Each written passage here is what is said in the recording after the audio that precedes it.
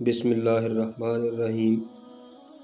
عبداللہ بن زید رضی اللہ تعالیٰ عنہ سے روایت ہے کہ انہوں نے اپنے دونوں ہاتھوں پر برتن سے پانی ڈالا اور ان کو دھویا، پھر ایک چلو سے کلی کی اور ناک میں پانی ڈالا، پس اسی طرح 3 بار کیا، پھر 2 مرتبہ اپنے دونوں ہاتھ کہنیوں تک دھوئے اور اپنے سر کا مسح کیا، آگے کے حصے کا بھی اور پیچھے کے حصے کا بھی، غرض کے پورے سر کا، اور اپنے دونوں پیر ٹخنوں تک دھوئے۔ اس کے بعد کہا کہ رسول اللہ صلی اللہ علیہ وآلہ وسلم کا وضو اسی طرح ہوتا تھا۔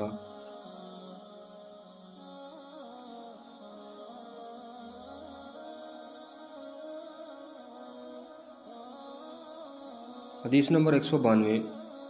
مرو بن ابی حسن نے عبداللہ بن زید رضی اللہ تعالیٰ عنہ سے نبی کریم صلی اللہ علیہ وآلہ وسلم کے وضو کی کیفیت پوچھی تو انہوں نے پانی کا ایک طشت منگوایا اور ان کے سمجھانے کے لیے وضو کیا، اپنے دونوں ہاتھوں پر پانی بہایا اور 3 مرتبہ اس کو دھویا، پھر اپنا ہاتھ برتن میں ڈال دیا اور 3 مرتبہ 3 چلو پانی سے کلی کی اور ناک میں پانی ڈالا اور ناک کو صاف کیا، پھر اپنے ہاتھ برتن میں ڈالے اور اپنے دونوں ہاتھ کہنیوں سمیت 2 مرتبہ دھوئے، پھر اپنے ہاتھ سے جدید پانی لے کر سر کا مسح فرمایا، یعنی اپنے ہاتھوں کو سر پر رکھ کر پیچھے سے آگے لائے اور آگے سے پیچھے لے گئے، پھر برتن سے پانی لے کر اپنے دونوں پیر دھوئے۔ امام بخاری کہتے ہیں کہ ہم سے موسیٰ نے اور ان سے وہیب نے حدیث بیان کی اور کہا کہ آپ صلی اللہ علیہ وآلہ وسلم نے اپنے سر کا 1 مرتبہ مسح فرمایا۔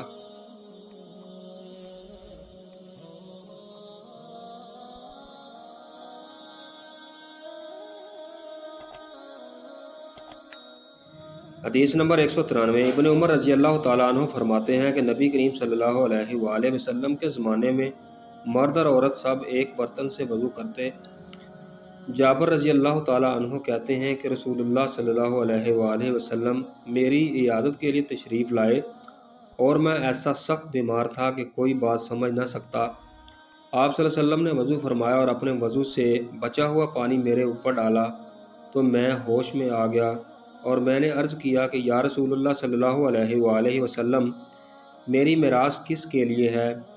میرا تو صرف ایک کلالہ وارث ہے۔ اس پر فرائض کی آیت نازل ہوئی۔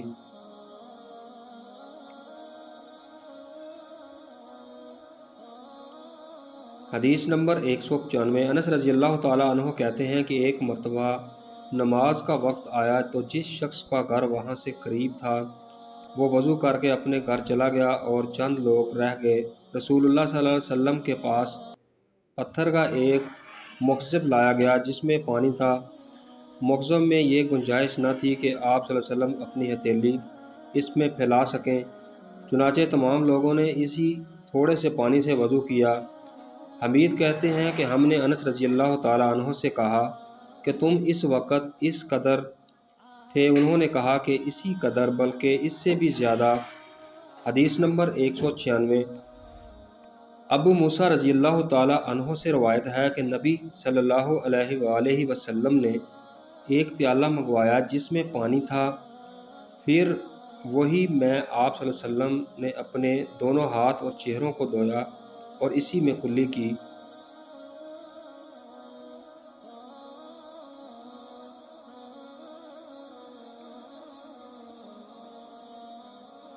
حدیث نمبر 197۔ یحییٰ عبداللہ بن زید رضی اللہ تعالیٰ عنہ سے روایت ہے کہ رسول اللہ صلی اللہ علیہ وآلہ وسلم ہمارے ہاں تشریف لائے، ہم نے آپ صلی اللہ علیہ وسلم کے لیے پیتل کے ایک طشت میں پانی بھر کر نکالا، اس لیے آپ نے وضو فرمایا، اپنے منہ کو 3 مرتبہ دھویا اور دونوں ہاتھوں کو 2 مرتبہ اور اپنے سر کا مسح کیا، سر پر ہاتھ رکھ کے اپنے پیچھے سے آگے لائے اور آگے سے پیچھے لے گئے اور دونوں پیر دھوئے۔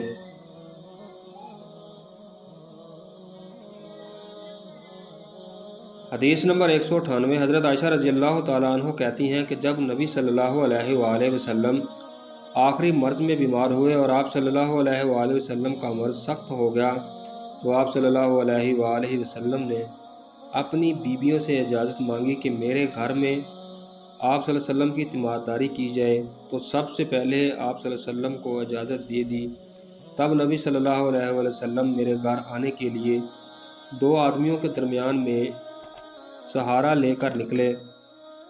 دونوں پیر مبارک آپ صلی اللہ علیہ وآلہ وسلم کے زمین میں گھسٹتے ہوئے جاتے تھے۔ عباس رضی اللہ تعالیٰ عنہ کے اور ایک اور شخص کے درمیان آپ صلی اللہ علیہ وسلم نکلے۔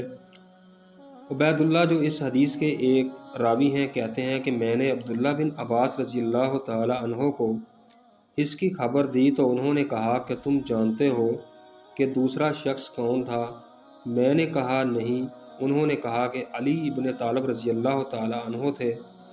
عائشہ رضی اللہ تعالیٰ عنہ بیان کرتی ہیں کہ نبی صلی اللہ علیہ وآلہ وسلم جب ان کے گھر آ چکے اور آپ صلی اللہ علیہ وآلہ وسلم کا مرض اور بھی زیادہ ہوا تو آپ صلی اللہ علیہ وسلم نے فرمایا کہ 7 مشقیں جن کے بند نہ کھولے گئے ہوں میرے اوپر ڈال دو تاکہ میں لوگوں کو کچھ وصیت کروں۔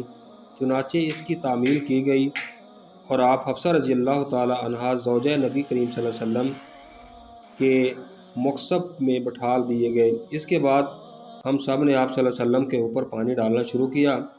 جب آپ صلی اللہ علیہ وسلم نے اشارے سے فرمایا کہ بس اب تم تعمیل حکم کر چکیں، تب ہم نے موقوف کیا۔ اس کے بعد آپ صلی اللہ علیہ وآلہ وسلم لوگوں کے پاس باہر تشریف لے گئے۔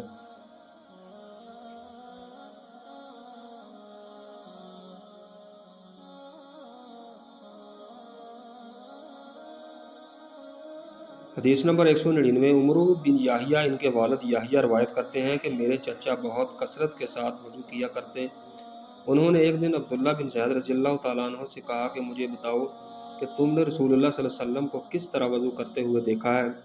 انہوں نے ایک تشت پانی منگوایا اور اس کو اپنے دونوں ہاتھوں پر جھکایا اور ان دونوں کو 3 مرتبہ دھویا، پھر اپنا ہاتھ تشت میں ڈالا اور ہر مرتبہ ایک چلو سے 3 بار کلی کی اور ناک میں پانی لیا، پھر اپنا ہاتھ تشت میں ڈالا اور چلو بھر کر نکالا، 3 مرتبہ اپنا منہ دھویا، پھر 2 مرتبہ اپنے ہاتھ کوہنیوں تک دھوئے، پھر اپنے دونوں ہاتھوں میں پانی لے کر اپنے سر کا مسح کیا، یعنی دونوں ہاتھ پیچھے لے گئے اور پھر پیچھے سے آگے لائے، پھر اپنے دونوں پیر دھوئے اور کہا کہ اسی طرح میں نے نبی صلی اللہ علیہ وآلہ وسلم کو وضو کرتے ہوئے دیکھا ہے۔